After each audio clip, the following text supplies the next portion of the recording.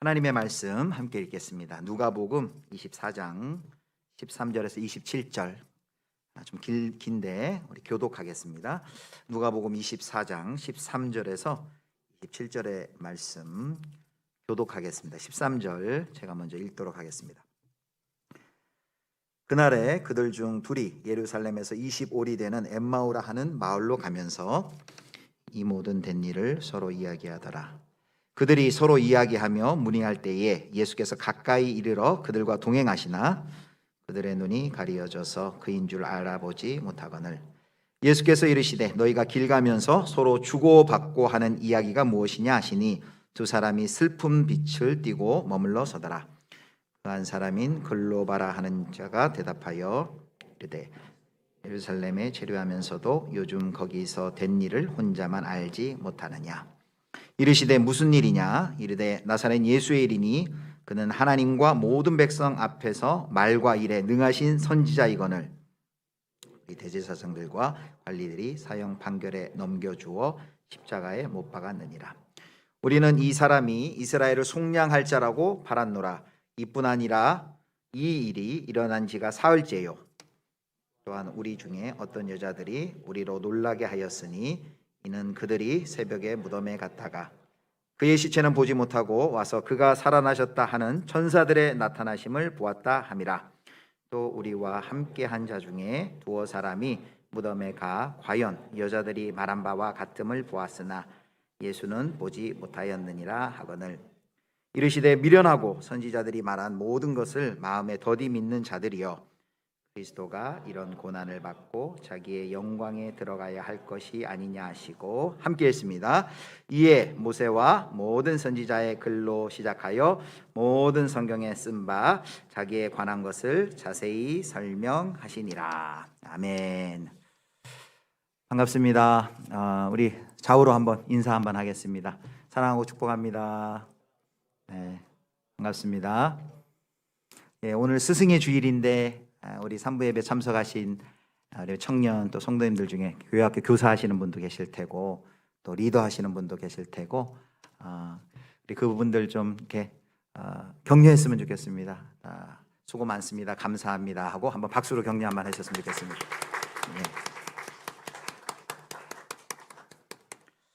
네, 제가 부임한 지 이제 한 달쯤 된 것 같아요.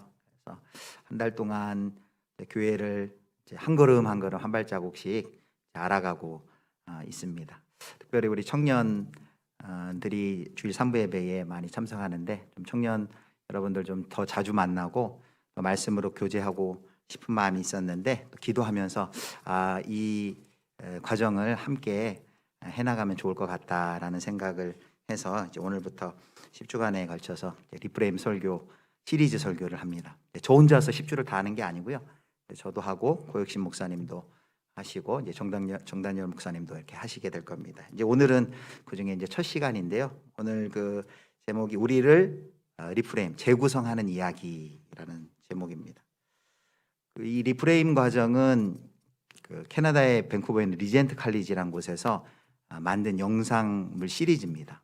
저희가 올려드렸고 링크를 홈페이지에도 올려드리고 목사님 통해서 공유했는데 이게 몇 년 전에 만들어졌을 때는 이게 사실 굉장히 비싼 유료였어요. 그런데 이 학교 측에서 이거를 신앙을 위해서 전 세계에 무료로 보급하자 해가지고 그게 이제 풀리게 되고 한국의 그 한글 자막 작업을 IVF라는 그 학생 단체에서 그 작업을 하고 이제 작년 1월에 그 이제 국내에 계신 분들 지도자 세미나를 막 했습니다. 1월 하고 바로 이제 코로나가 됐는데 그래서 코로나 기간 중에 작년하고 올해 이제 많은 교회는 아니지만 교회들마다 이 과정을 통해서 이렇게 신앙의 성숙을 위한 또 훈련을 하고 있는 교회들이 많이 있습니다. 영어 이름으로 했는데 리프레임, 왜 리프레임인가? 여러분 그 한글 구글에 제가 리프레임 검색을 해보니까 이렇게 나오더라고요. 다시 찾게 되는 그 액자 리프레임. 여러분 프레임이란 단어는 잘 아시잖아요. 액자, 틀. 그래서 한글로도 많이 쓰이고 리프레임 하면 이제 다시 재구성한다 그런 뜻을 가지고 있죠. 그렇다면 무엇을 재구성하느냐 이제 이게 바로 리프레임 과정의 목적인데요. 한마디로 이거죠. 성경의 이야기가 어떻게 우리의 삶과 우리의 삶을 재구성할까를 함께 이제 공부해 보려고 합니다. 함께 알아보려고 합니다. 그래서 그것을 통해서 예수 그리스도의 그 복음의 능력이 우리의 삶을 좀 새롭게 재구성하고 새로워지도록 하는 것을 목표로 하고 있습니다. 그래서 이 리프레임 과정의 표가 영어로 되어 있는데요. 아주 짧지만 그 안에 다 담겨 있는 것 같아요. Connecting Faith and Life 이렇게 되어 있습니다. 믿음과 삶을 연결하기입니다. 그래서 이 리프레임의 과정의 목표가 뭐냐 물어보면 믿음과 삶을 이렇게 연결하는 것이다라고 할 수 있겠습니다. 이 과정 이제 앞으로 이렇게 진행을 하려고 하는데요. 먼저 그 10주간의 40분짜리 영상물이 올려져 있습니다. 요즘 사실 유튜브도 영상이 길지 않잖아요. 막 5분 이런데 여러분 40분 되는 영상 보기가 쉽지 않지만 드라마 보신다 생각하고 한번 보시면은 또 재미를 느낄 수도 있습니다. 주중에 한번 꼭 보시고요. 그 영상물을 먼저 보고 오신 후에 그 다음에 이제 주일 설교를 통해서 그것을 다시 한번 복습도 하고 요약도 하고 그 다음에 이제 조별로 그 토론 질문을 드릴 텐데 그 질문을 꼭 나눔을 하시면 좋을 것 같습니다. 이게 그냥 듣고 그렇지 하고 고개 끄덕이고 말면 별로 우리의 삶에 많이 큰 영향을 미치지 못합니다. 공동체에서 그 문제를 가지고 함께 대화하고 토론하고 이야기할 때 우리의 삶의 내면화가 될 수가 있습니다. 그래서 꼭 조별로 나눔을 해주시고 아침에 고목사님한테 제안하기로는 조별로 나눔한 것을 이제 정리하는 형제자매 한 명을 정해서 잘 매주 보고를 해서 나중에 시상도 좀 하자 그런 이야기도 했습니다. 10주간의 이제 주제는 저희가 홈페이지에 올려놨는데요. 그 첫 PPT 한번 보여주시겠습니까? 잘 보이지는 않을 것 같은데, 예, 10주간 10개의 과제인데요. 처음에 1, 2과는 에피소드라는데 1, 2과는 만남을 주제로 하고 있습니다. 그래서 우리가 살고 있는 이 현실의 문화 속에서 예수님을 만난다는 것은 어떤 의미가 있는지, 그리고 이제 3과부터 7과까지가 성경의 큰 이야기입니다. 창조 타락부터 시작해가지고 새하늘과 새 땅, 마지막 교회와 성령까지 성경의 이야기를 이제 3과부터 7과가 쭉 할 것이고, 그 다음에 이제 마지막 8, 9, 10과는 그럼 이 성경의 이야기 속에서 나는 그 이야기에 어떤 관계가 있고 어느 위치에 내가 서 있는지를 확인할 것입니다. 그래서 이제 마지막 끝날 때는 우리가 그 성경의 이야기에 연결이 돼 있고 그 이야기의 어느 한 부분에서 하나님의 나라의 대사로서 서 있고 또 그 사명을 이제 감당할지 우리가 확인하고 담대히 그리스도의 대사로서 이제 세움 받는 그런 하나님 그리스도 예수의 제자들이 되는 것이 이 과정의 목표입니다. 자, 그럼 이제 오늘 그 본문을 한번 이제 볼 텐데요. 그 영상을 이제 얼마나 보셨는지 물어보고 싶지만 물어보면 제가 혹시 실망할 것 같아서 물어보지는 않겠습니다. 근데 이렇게 한번 보시면 정말 좋아요. 이게 좋고, 그리고 영상이 사실 좀 쉽지는 않습니다. 그래서 여러분들에게 그 한글 자막 파일들도 목사님 통해 보내드렸는데 그거를 한번 이렇게 한번 보시면서 잘 이해 안 되는 부분은 다시 한번 확인하시면 좋을 것 같습니다. 이 과의 맨 처음은 현대 사회 문화의 그 복잡성에 대해서 이제 시작하면서 나옵니다. 요즘 정보, 과학 기술이 어마어마하게 발전했습니다. 그래서 최근 이 시대는 이제 4차 산업혁명 시대라고 합니다. 그래서 4차 산업혁명 이 시대 가운데 너무나도 발달된 기술이 여러 분야에서 드러나고 있죠. 로봇공학, 인공지능, 생명공학, 3D 프린터. 그래서 3D 프린터로 요즘은 막 집도 짓잖아요.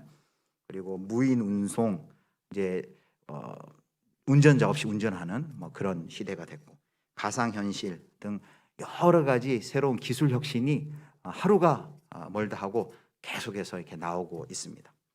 그래서 우리가 사실 그 변화를 따라가기가 쉽지 않습니다. 정말 하루가 다르고 한 달이 다르고 매일매일 빠른 정보통신 과학기술의 발달 속에서 세상이 급변하고 있습니다.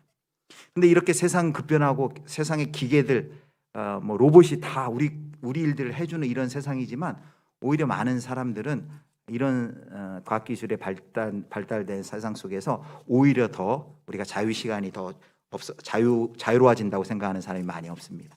우리가 더 시간이 더 없어지는 것 같고 더 바빠지고 더 여유가 없는 것 같습니다.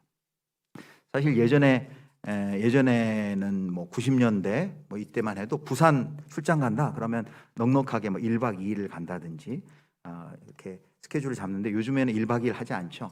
KTX가 있어가지고 오전에 갔다가 일 마치고 오후에 올라오고, 과학기술이 발달돼서 이런 일이 가능하지만 더 바빠지고 더 여유가 없어진 게 이 세상입니다.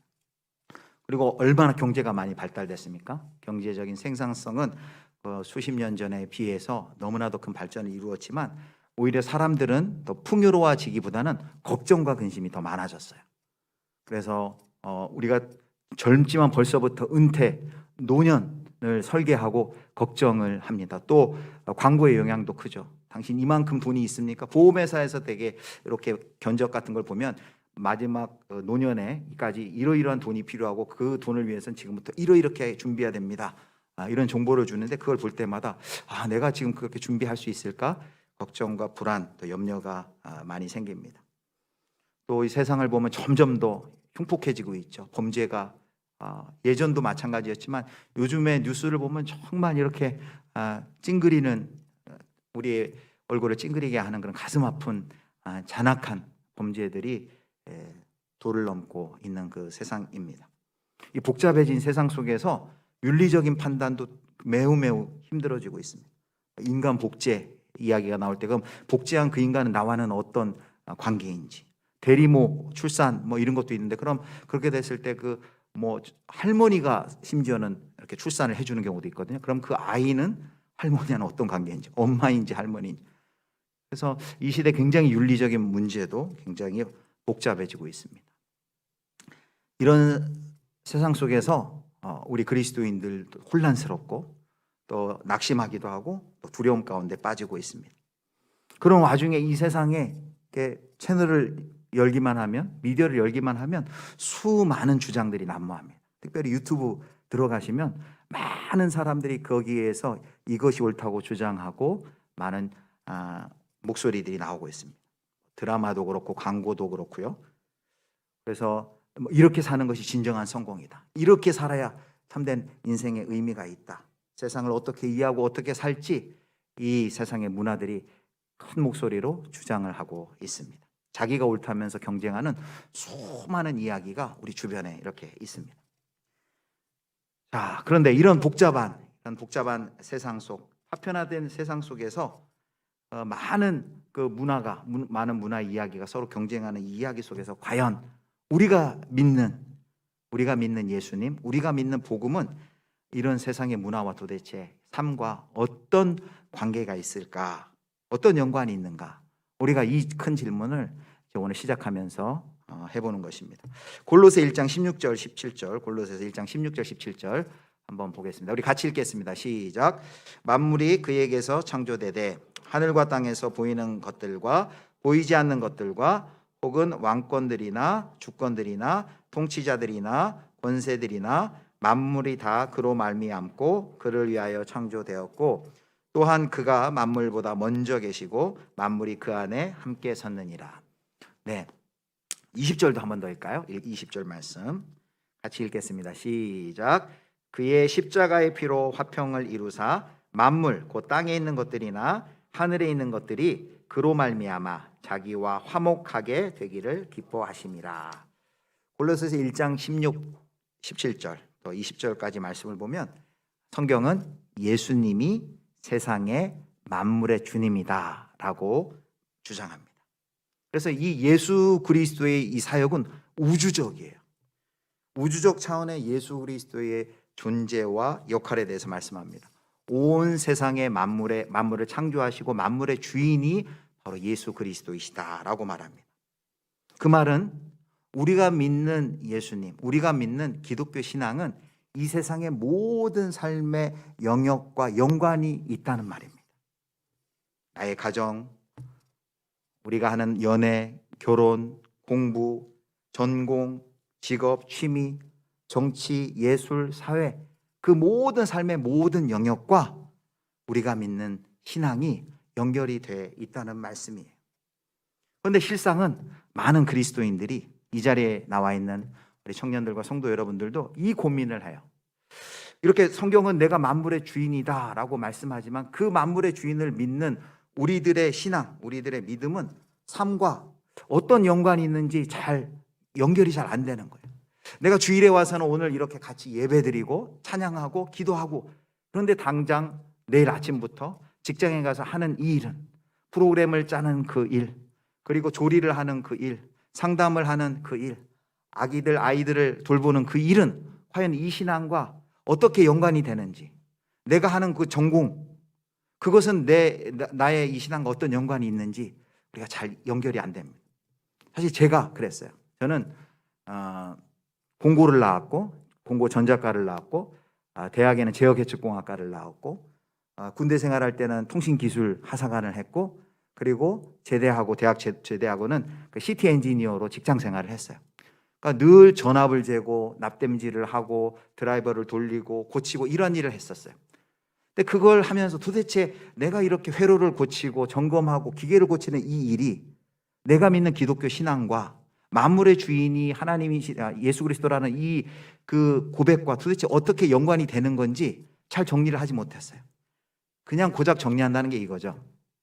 그 직장에서는 그냥 열심히 일해가지고 11조 내고 헌금 내는 뭐 그런 수단으로서의 직장, 또는 직장에 가면은 예수 안 믿는 사람들이 있으니까 그 사람들한테 복음을 전할 수 있는 그 장소, 그 정도로 생각을 하는 거예요. 그러니까 주일과 월요일부터 금요일, 토요일까지는 완전히 분리되고 격리가 된 것이죠. 믿음과 삶이라는 찬송이 있더라고요, 마커스에서. 근데 거기에 첫 두 줄이 오늘 우리가 가지고 있는 이 고민을 정확하게 이야기해 주더라고요. 가사가 이렇습니다. 믿음과 삶을 살아내는 실력이 너무나 다른 내 모습을 볼 때에 이 모습도 주님 사랑하실까? 자신 없는 내 모습 그저 주님 앞에 있네. 믿음과 삶을 연결시키지 못하고 그 안에서 고민하고 내 믿음을 삶으로 살아내지 못하는 우리의 무기력한 그 모습, 바로 이것이 우리의 모습이란 것입니다. 그런 모습을 가만히 볼 때 두 가지 유형으로 이렇게 나뉘어지는 것을 볼 수 있습니다. 첫 번째는 뭐냐면은 동화형 그리스도인이에요. 동화형을 이걸 이제 이렇게 얘기를 합니다. 카멜레온 크리스찬이다. PPT를 준비를 했는데 PPT에 한번 보여줘요. 동화형은 뭐냐면은 세상 속에 들어가서 카멜레온이 그 보호색 때문에 티가 안 나잖아요. 그러니까 세상 속에 들어가서 예수를 믿는 건지 그리스도인인지 전혀 알 수 없는 그리스도인. 세상 속의 그 비그리스도인들과 전혀 다른 점을 알아볼 수가 없어요. 예수를 믿는지 안 믿는지 알아볼 수가 없어요. 이 이 카멜레온 크리스찬을 다른 말로 이순신 크리스찬이라고 해요. 이순신 크리스찬. 왜 이순신 크리스찬이냐 하면 내가 예수 믿는 것을 아무에게도 이야기하지 말라라고 이야기해서 이순신 크리스찬이라고도 부릅니다. 자, 동화형 인간, 세상 속에 들어가서 완전히 구별 없이 사는 그리스도인이 있는데, 또 반대, 또 한 극단은 뭐냐면 이제 분리형, 후퇴하는 형이 있습니다. 이거를 사양소 크리스찬이라고 그래요. 왜 사양소라면 사양소가 동그랗게 원을 그려서 적들이 못 들어가게 자기들만 딱 지킵니다. 기독교 개토를 만들고 그 안에서 기독교의 문화는 지키는데 세상 속으로 들어가지 않는 거죠. 그러니까 세상과 완전히 분리된 후퇴하는 그리스도인의 그 모습이 있습니다. 그래서 우리가 세상 속에서 이 두 가지 유형의 극단에 빠질 수 있는 유혹이 있어요. 완전히 세상에 동화되거나 아니면 세상으로부터 완전히 후퇴하거나. 예수님은 우리에게 세상 안에 있되 그러나 세상에 속하지 말라라고 말씀하셨습니다. 우리 예수비전교회 청년부 여러분들은 어느 쪽에 더 유혹을 많이 받으시는 편인 것 같아요? 동화되어 있습니까? 아니면 후퇴되어 있습니까? 저는 목회자로서 가만히 저를 볼 때 좀 이렇게 후퇴되어 있는 것 같아요. 목사가 된 지 오랜 시간이 지나고 또 신앙생활을 하면 할수록 비그리스도인 친구들이 없어져요. 제가 만날 수 있는 비그리스도인은 주요할 때 그 기름 넣어주는 그분 정도. 그러니까 늘 그 예수 믿는 집사님, 권사님들에 둘러싸여 가지고 교제할 수 있는 게 없습니다. 그러나 하나님께서는 세상 속에 들어가서 세상에 동화되지는 않되 그 안에서 그리스도인답게 우리가 살기를 원하죠. 세상 안에 있되 세상에 속하지 않는, 세상에 순응하지 않는 그리스도인. 자, 이런 두 가지 유혹 속에 있습니다. 그렇다면 우리는 이 두 가지가 아닌 어떤 모습으로 살아가야 되겠습니까? 바로 그것이 이 엠마오의 오늘 본문의 이야기 가운데 나와 있습니다. 오늘 누가복음 24장 13절에서 23절까지 긴 이야기를 읽었는데 엠마오 마을로 가는 두 제자, 옛날 복음성가 이런 노래가 있었습니다. 시리에 가득 차서 슬픈 얼굴을 하고 두 제자, 이 두 제자는 12제자는 아닙니다. 이 제자들이 어떤 길을 향해서 걸어가고 있습니다. 예수님이 그들 앞에 나타났지만 그들은 너무나 시리에 빠져 있어서 예수님을 알아보지 못하죠. 왜 그들이 슬픈 빛을 하고 시리에 빠져 있습니까? 그들이 처한 환경을 조금 생각해 보면 그들이 처한 그 환경이 우리랑 비슷해요. 그들이 살던 시대의 문화적 이야기는 무엇입니까? 그 당시에 그 이스라엘을 주도하고 있었던 사두개인과 바리새인 지도자 종교인들의 이야기, 또 그 시대를 철학적으로 다스리고 있었던 그 그리스 철학의 이야기들, 또 그 시대의 힘과 군사력과 경제력을 장악하고 있던 그 로마의 이야기들 가운데 이들이 둘러싸여 있습니다. 그들이 믿고 있었던 그 예수님의 이야기가 이제 그들에게는 더 이상 의미가 없어진 것처럼 보입니다. 왜요? 바로 그들이 믿고 있던 예수님이 죽으셨기 때문이죠. 지금까지 그들의 인생을 지탱해 주었던 모든 이야기가 무너져버린 그 순간 두루 낙심하여서 슬픈 빛을 띠고서 터벅터벅 길을 가고 있었습니다. 낙담하고 두려워하고 깊이 실망했습니다. 그래서 16절을 보면 예수님이 나타났지만 그들이 알아보지 못해요. 16절 보니까 그들의 눈이 가리워져서 그인 줄을 알아보지 못하거늘 이라고 말합니다. 여러분, 마치 우리의 모습과 비슷하지 않습니까? 우리를 둘러싸고 있는 여러 삶의 모습들에서 과연 우리는 예수님을 발견합니까? 우리의 삶의 여러 가지 문제들, 학업, 전공, 그리고 부동산, 주식, 노후 준비, 나이듦, 빈곤과 질병, 예술, 학문, 교육, 취미, 생활, 이 모든 것에서 우리가 거기서 예수님을 발견할 수 있습니까? 예수님을 만날 수 있습니까? 너무나도 우리가 설교 시작하면서 알아본 것처럼 이 시대가 너무 복잡해지고 너무 다운화되고 너무 혼란스럽고 너무 죄악이 관영하고 그러니까 우리가 느끼는 그 혼란과 실망과 두려움 때문에 예수님의 얼굴을 발견하지 못하고 있지 않습니까? 그런 제자들에게 예수님이 놀라운 일을 이제 행하십니다. 27절을 보십시오. 24장 27절. 네, 같이 읽겠습니다. 시작.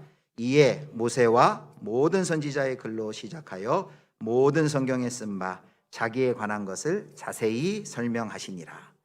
예수님께서 제자들에게 나타나셔서 이렇게 하지 않으셨어요. 짠! 야, 봐라. 나야. 내가 부활했다. 제자들에게 내가 여기 왔다 라고 말하지 않았어요. 예수님의 정체를 그렇게 밝히지 않았습니다. 나야, 내가 여기 있어 하지 않고 예수님이 그들에게 하신 것은 뭐냐면 성경의 이야기를, 여기 27절에 그랬죠. 모세와 율법이죠. 모든 선지자, 선지서, 글로 시작하여 모든 성경에 쓴 바 자기에 관한 것을 성경의 이야기를 쭉 이야기를 해줍니다. 왜 이 이야기를 해주셨을까요? 오늘은 그래서 우리가 이제 이야기의 중요성에 대해서 살펴봐야 되겠습니다. 여러분, 이 세상에 많은 이야기들이 있어요. 여러분, 사실 요즘 이제 우리 청년부에도 그 동아리에 넷플릭스 보는 동아리도 있지만 사실 그 다 이야기 아니겠습니까? 넷플릭스 또 영화, 드라마 다 이야기죠. 많은 이야기들이 있습니다. 이야기는 매우 중요합니다. 그래서 영상에 우리가 본 영상에 보면 알렌 스테어 맥킨타이어가 이런 말을 합니다. 내가 무엇을 해야 할까란 질문에 답하기 위해서는 난 어떤 이야기의 한 부분일까란 질문에 먼저 대답을 할 수 있어야 된다. 그러니까 우리는 결국 어떤 이야기에 소속이 되고 그 이야기를 살아가고 있는 존재들입니다. 근데 그 이야기를 보면 그 이야기 속에는 궁극적인 주장들이, 큰 주장들이 들어있어요. 뭐냐면 나는 어떤 존재인지, 나는 어디서 왔는지, 왜 이 세상은 이렇게 문제가 많은지, 어떻게 그러면 이 문제 많은 세상에서 구원이 임하는지, 우리의 인생의 목적은 무엇인지 그 이야기들이 이야기하고 있어요. 간단한 이야기도 있지만 사실은 영화나 드라마를 보면 이런 궁극적인 질문에 대한 대답을 그래서 그 이야기를 통해 바로 인생의 의미는 이것이야, 바로 너의 삶의 목적은 이것이야 라고 말하는 그런 주장들을 현대의 많은 이야기들이 경쟁적으로 하고 있습니다. 여러분, 실제로 현대 문화 속에서 어떤 이 세상 속의 문화 속에서 이야기들이 우리 주변에 있는지 한번 보실까요? 우리 가장 많은 것 중에 하나가 뭐냐면 개인주의 이야기입니다. 나는 우주의 중심이야, 너는 우주의 중심이야 라는 개인주의. 그래서 요즘 이제 수요일부터 저희가 우상 시리즈 하는데, 리차드 포스터는 대표적인 우상을 3개를 들었죠. 책 이름이죠. 돈, 섹스, 권력, 이 3가지를 들었는데, 제가 저자 이름은 기억나지 않는데 또 6가지를 든 그 어느 분은 이 우상을 나를 넣습니다. 돈, 성, 또 권력에다가 나를 넣습니다. 또 레저도 넣습니다. 이 우상이 될 수 있는 거죠. 나, 개인주의, 내가 모든 우주의 중심이야 라는 개인주의 이야기. 또 하나는 이것도 굉장히 우리 주변에 많이 있습니다. 나의 소유물이 곧 나야 라고 말하는 소비주의 이야기. 이제 이 소비주의 광고를 이제 몇 개 좀 이따 볼 텐데요. 또 하나, 궁극적인 실체는 물질적이다 라고 말하는 세속주의. 과학과 기술로 유토피아를 이룰 수 있어 라고 말하는 과학기술주의. 그리고 우리나라는 하나님의 선택을 받은 나라야 라고 말하는 국가주의. 나의 판단은 너의 판단과는 달라 라고 말하는 도덕적 상대주의. 오직 물질만이 중요해 라고 말하는 과학적 자연주의. 우리도 신이 될 수 있어, 너도 신이 될 수 있어 라고 말하는 뉴에이지. 이런 많은 이야기들이 경쟁적으로 우리 주변에서 문화를 통해서 여러 가지 드라마, 광고를 통해서 우리 주변에서 이야기하고 있습니다. 그 이야기에 우리가 노출되어 있는 것이죠. 이 이야기들은 우리가 누구이며 우리 인생의 목적이 무엇이고 삶의 목적이 무엇인지 답을 해줍니다. 그리고 그 이야기를 따른다면, 그 이야기를 살면 그 사람의 삶에서 이제 그 이야기의 열매들이, 결과들이 맺혀지게 됩니다. 황금 만능주의, 돈이 인생의 목적이다라고 믿는 그 이야기를 사는 사람들은 반드시 그 이야기의 열매를 맺고 말 것입니다. 오늘날 많은 광고들 속에 소비주의의 이야기들이 많이 있습니다. 또 학교에 가면은 그 학벌주의에 대한 이야기가 있습니다. PPT 한번 보실까요? 요즘에 이런 교훈 학훈 걸어놓은 학교가 있는지 모르겠는데 한번 보여주세요. 안 됩니까? 교훈 나온 거, 그 전에 거기 보면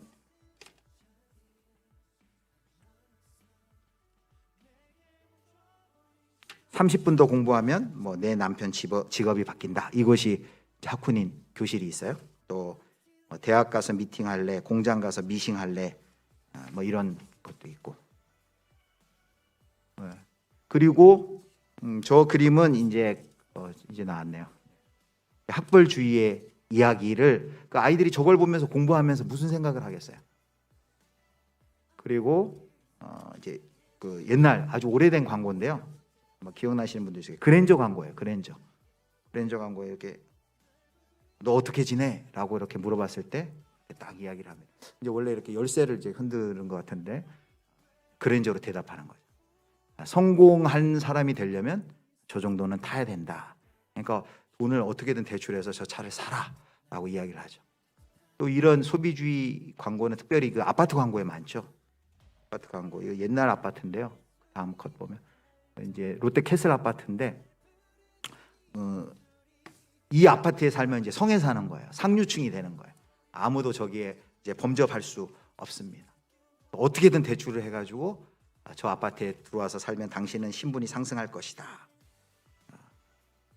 일반인들이 들어갈 수 없는 그들만의 성을 만들어주겠다는 그런 광고입니다.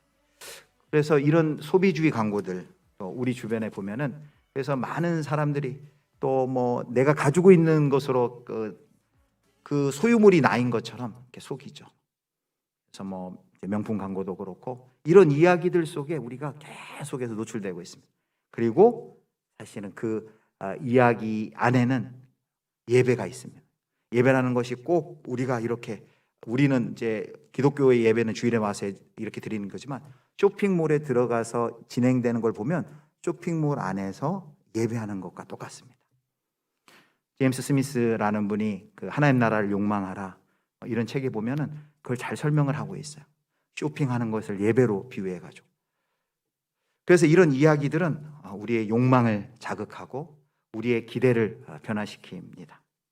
자, 이런 제자들에게 예수님께서 찾아오셔서 성경의 이야기를 쭉 해주셨습니다. 그러자 그 제자들이 어떻게 변합니까? 27절을 보겠습니다. 27절, 24장 27절. 27절 말씀 제가 읽겠습니다. 같이 읽겠습니다. 시작. 이에 모세의 모든 선지자의 글로 시작하여 모든 성경에 쓴 바 자기에 관한 것을 자세히 설명하니라. 이에 모세와 모든 선지자의 글로 시작하여 모든 성경에 쓴 바 자기에 관한 것을 자세히 설명하시니라. 우리 아까 읽은 부분이죠. 자, 이렇게 이야기를 했을 때 어떤 일이 일어난지 31절 다시 보겠습니다. 31절, 32절. 자, 제가 읽어드립니다. 그들의 눈이 밝아져 그인 줄 알아보더니 예수는 그들에게 보이지 아니하는지라. 32절. 그들이 서로 말하되 길에서 우리에게 말씀하시고 우리에게 성경을 풀어주실 때에 우리 속에서 마음이 뜨겁지 아니하더냐 하고. 여기 두 가지 열림이 일어납니다. 예수님께서 제자들에게 성경을 열어 보여주신 것과 제자들의 눈을 열어서 예수님을 보게 하는 그 사건을 병렬해서 배치하고 있습니다. 31절에 보면 밝아져라는 표시가 있습니다. 제가 빨간색으로 표시했는데 밝아져라는 단어는 이 본문에서는 예수님과의 식사, 그 만찬, 그 사건을 통해서 눈이 밝아지는데 그 누가복음과 사도행전에서 이 단어는 대부분 많이 성경 말씀이나 선포를 통해 계시를 깨닫는 장면에서 이 밝아져라는 표현이 쓰여지게 됩니다. 눈이 밝아진 건 예수님이 떡을 뗄 때였지만 그 이전에 성경의 이야기를 풀어서 해주실 때 제자들의 마음속에 마음의 변화가 일어났던 것입니다. 성경의 이야기가 변화의 결정적인 계기가 된 것입니다. 그 이야기를 통해 그 이야기를 들을 때 마음 가운데 마음이 뜨거워지는 경험을 했습니다. 그리고 이들이 어떻게 변합니까? 두려움이 변하여 용기로 바꾸고 주의 고난과 죽음에 대한 하나님의 관점, 하나님의 섭리를 이해하게 되고 마침내 확신과 기쁨에 차서 이들은 주를 증거하는 자들로 담대하게 서게 됩니다. 사랑하는 우리 형제자매 여러분, 성도 여러분, 하나님께서 우리에게도 동일하게 이러한 역사가 일어나기를 바라고 계십니다. 하나님이 보시는 대로 우리 그리스도인들도 세상을 바라보길 원하십니다. 그러기 위해서는 어떻게 해야 될까요? 성경의 이야기를 통해 세상과 인간과 만물을 보아야 됩니다. 그래서 인도 선교사였던 레슬리 뉴비기는 이런 말을 했어요. 성경은 바라볼 책일 뿐만 아니라 통하여 볼 책이다. 여러분, 성경 우리가 읽죠. 매일 통독하면 바라볼 책이죠. 그러나 그렇게만 이 성경을 사용하는 것이 아니라 어떻게 해요? 성경을 통해서 봐야 된다. 성경이 렌즈가 되어서 성경을 통해서 세상을 보고 성경을 통해서 역사를 보고 성경을 통해서 인간을 보고 성경을 통해서 만물을 봐야 한다고 말합니다. 성경은 하나의 큰 이야기예요. 전화번호부가 아니에요. 요즘엔 뭐 전화번호부 없지만 예전에 전화번호부 막 이랬죠. 그래가지고 필요할 때 그걸 이렇게 해서 필요할 때만 열어가지고 확인하고 말았습니다. 혹시 여러분 성경을 그렇게 사용하고 있지 않습니까? 내가 용기가 없을 때 아니면 하루 아침 시작할 때 큐티는 할 시간 없으니까 딱 열어가지고 딱 열어보니까 오늘 뭐 시편 말씀 딱 나오니까 내 오른쪽에서 여호와께서 내 그늘이 되시나니 오늘 이 말씀 나에게 주시는 말씀 뭐 이런 식으로 전체 문맥과는 상관없이 그냥 이렇게 열어가지고 전화번호부 점괘 펴듯이 혹 성경을 그렇게 사용하고 있지 않습니까? 성경은 큰 이야기예요. 거대 서사, 메타내러티브라 그러죠. 큰 이야기입니다. 어떤 이야기입니까? 창조로부터 시작해서 새하늘과 새 땅, 그리고 교회와 성령, 하나님의 구원의 역사가 기록된 큰 이야기입니다. 그래서 톰 라이트라는 신학자는 이렇게 이야기했어요. 기독교의 목적은 세상 전체에 대한 한 이야기를 제공하는 것이다. 그것은 공적인 진리이다. 세상 전체에 대한 한 이야기를 제공해 준다는 것입니다. 그래서 성경의 이 큰 이야기는 모든 인류를 향한 보편적 진리임을 자처합니다. 그리고 우리 각자에게 그 하나님의 이야기 속에서 여러분의 역할은 무엇입니까? 여러분의 위치는 어디입니까? 라고 물어봅니다. 단순히 이 성경의 이야기가 어떤 이 그리스도 예수 기독교 신앙을 믿는 일부 크리스찬들만의 이야기 아니라 우리가 골로새 1장 16절 17절에서 알아본 것처럼 온 우주와 만물의 주님이 예수 그리스도이시듯 성경의 이야기는 온 세상과 만물에 대한 이야기입니다. 그래서 레슬리 뉴비긴이 다시 한번 이렇게 얘기합니다. 우리가 인생을 이해하는 방식은 우리가 인간의 이야기를 어떻게 생각하느냐에 달려있다. 나의 생애가 일부를 이루는 진정한 이야기는 무엇인가? 나의 생애가 일부를 이루는 진정한 이야기. 우리는 그 성경의 이야기에 연결되어서 그 이야기를 우리의 삶에 지금 살아가고 있습니까? 아니면 어떤 다른 이야기, 소비주의 이야기, 뉴에이지 이야기, 세속주의 이야기, 자연 과학기술주의 이야기 속에 내 삶이 거기에 잇대어서 그 이야기를 살아가고 있습니까? 여러분, 에피소드 1 영상을 보면 그 셀리 로이드 존스는 한번 이런 분석을 해요. 왜 이 시대 청소년과 20대들이 교회를 떠나느냐? 이분의 분석은 이렇습니다. 교회가 그들과 전혀 상관이 없는 것 같으니까 그렇다. 이것은 우리가 그들에게 이 이야기를 제대로 전해주지 않았고, 그래서 그들이 이 놀라운 이야기에 사로잡히지 못해서 그런 것이다.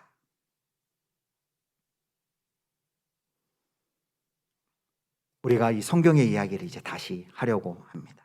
그냥 단편적인, 그냥 우리에게 위로가 주는 성구 몇 개 정도만 보는 것이 아니라 그 장엄한 하나님의 창조에서부터 새하늘과 새 땅까지 온 우주와 만물과 역사를 다스리시는 그 하나님의 계획이 들어있는 이 이야기를 다시 하려고 합니다. 사랑하는 우리 형제자매 여러분, 성도 여러분, 그래서 오늘 말씀을 통해 우리가 다시 한번 격려받고 힘을 내시길 바랍니다. 믿음과 삶이라는 마커스 찬양의 첫 두 소절처럼 우리가 우리의 믿음과 삶을 연결시키지 못해서 또 이 시대가 너무 복잡하고 너무 혼동스럽고 너무 파편화되어서 도대체 내가 믿는 신앙과 내가 하고 있는 일들, 이 삶의 모든 영역과 어떻게 연결이 되는지를 아예 포기를 하든지 관심을 갖지 않든지 분리되든지 동화되든지 그런 상황 가운데 있다면은 오늘 엠마오 도상에서 예수 그리스도께서 제자들을 만나셔 성경의 이야기를 통해 그들의 마음을 뜨겁게 해주시고 그들의 눈을 밝혀주셔서 다시 한번 담대함과 기쁨으로 그리스도 예수의 제자길을 걷게 하셨던 것처럼 우리에게도 이 성경의 이야기를 통해 다시 한번 믿음과 삶을 연결하고 우리의 신앙을 재구성하는 것이 바로 이 리프레임 과정의 목표입니다. 영상 마지막에 보면 이런 질문이 있죠. 당신의 엠마오 도상은 어디입니까? 우리 각자가 다 독특합니다. 다른 은사, 경험, 재주, 배경을 가지고 있고 전공도 다르고 직장도 다릅니다. 잘하는 것도 다릅니다. 다른 삶의 여정, 다른 삶의 자리를 우리가 살아가고 있습니다. 어떤 분은 학생으로, 어떤 분은 주부로, 어떤 분은 선생님으로, 사업가로, 스포츠인으로, 예술가로 각자의 역할이 다릅니다. 하지만 모두가 다 지금 엠마오 길을 가고 있는 제자들입니다. 여러분의 엠마오 길은 어디입니까? 여러분의 상황은 어떻습니까? 그 길 속에서 엠마오로 가던 이 두 제자들처럼 혼란과 소외감과 실망감과 자신 없음과 슬픔, 두려움을 겪고 있습니까? 여러분 기대하십시오.